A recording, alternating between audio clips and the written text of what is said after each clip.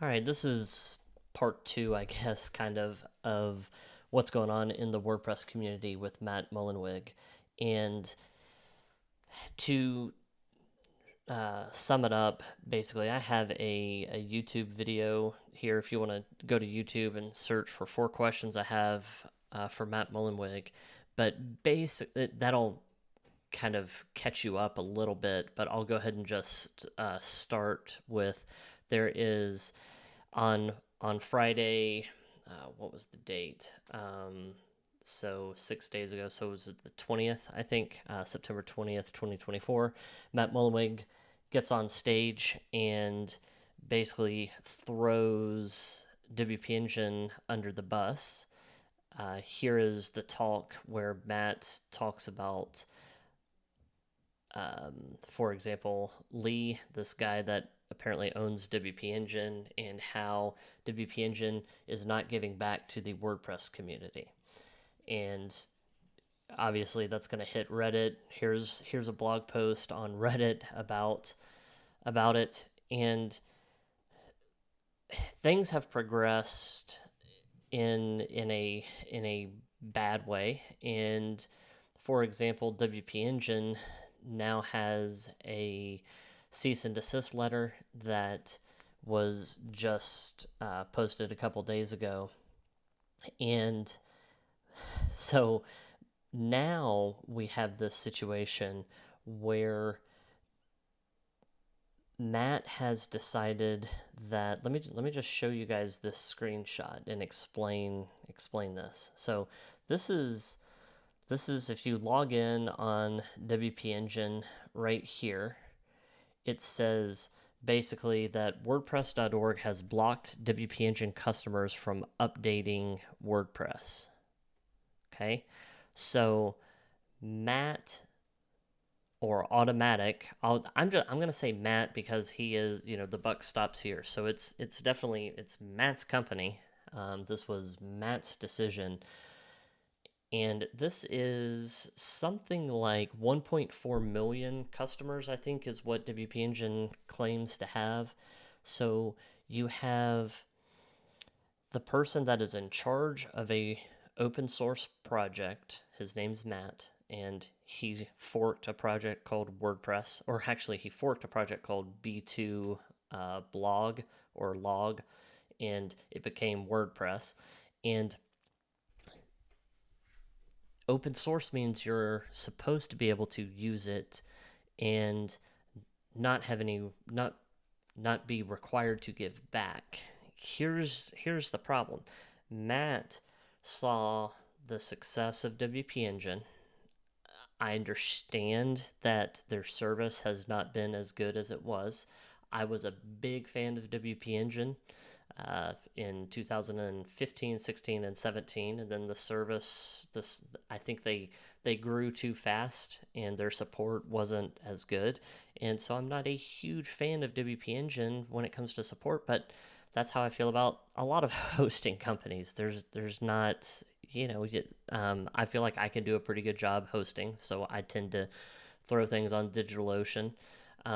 But that's beside the point. It doesn't really matter if WP Engine is good or bad, the best or the worst. It doesn't really matter. It's about openness and open source. And when Matt decides that all these poor people, 1.4 million people that don't know any better except for they see WP Engine and they host there, and now all of a sudden they're not getting updates. They're not allowed to get updates because the company is not giving back.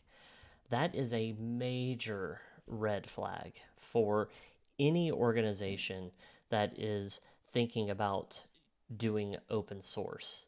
Um, slam slam Microsoft or whatever giant tech, however way you want, but they're going to.